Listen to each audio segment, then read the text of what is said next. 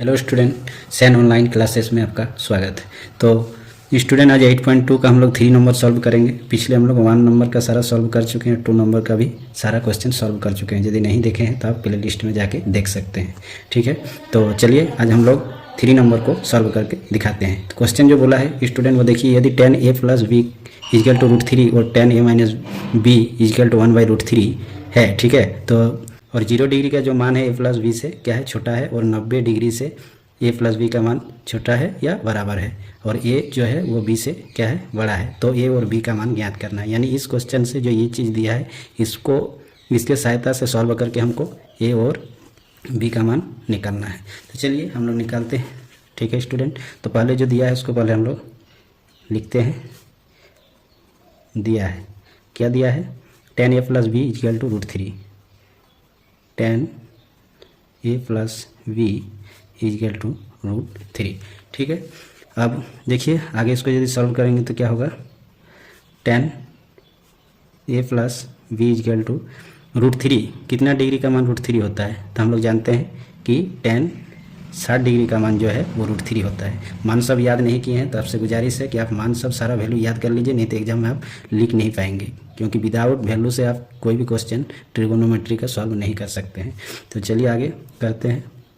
10a + b, ठीक है।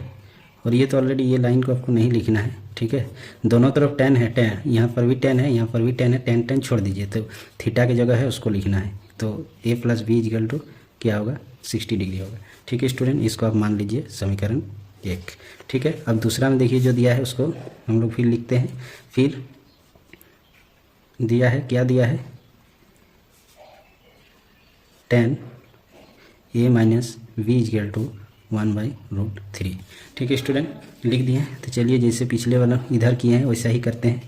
10a - b equal to 1/√3 कितना का मान होता है, 10 30 डिग्री का मान, 10 30 डिग्री। तो हम लोग भी इधर 10 है, इधर भी 10 है, दोनों तरफ छोड़ दीजिए, तो बचा क्या है, a - b equal to 30 degree. इसको मान लीजिए समीकरण 2।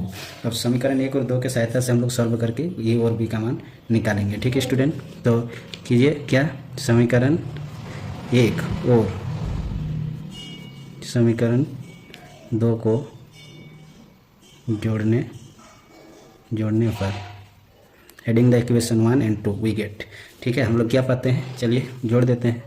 तो समीकरण 1 है उसको पहले लिखिए, a + b equal to 60 degree, और समीकरण 2 क्या है, a - b equal to 30 degree. जोड़ना है तो एक चीज़ आपको पता है, यदि आप 9th में पढ़े हैं कि जोड़ने के बाद जो साइन है वो चेंज हो जाता है। यहाँ प्लस है तो यहाँ बदल के माइनस हो जाएगा, यहाँ माइनस है तो प्लस हो जाएगा, और यहाँ प्लस है तो माइनस हो जाएगा। तो देखिए यहाँ पर ये माइनस है और ये प्लस है, तो ये को कैंसिल कर दीजिए। देखिए अब ये b माइनस नहीं रहा है, प्लस हो गया, तो b और b क्या होगा, 2b, और 60 में 30 गया माइनस हो गया है तो 30 बचा है, ठीक है। तो b इजकल टू क्या होगा, 30/2।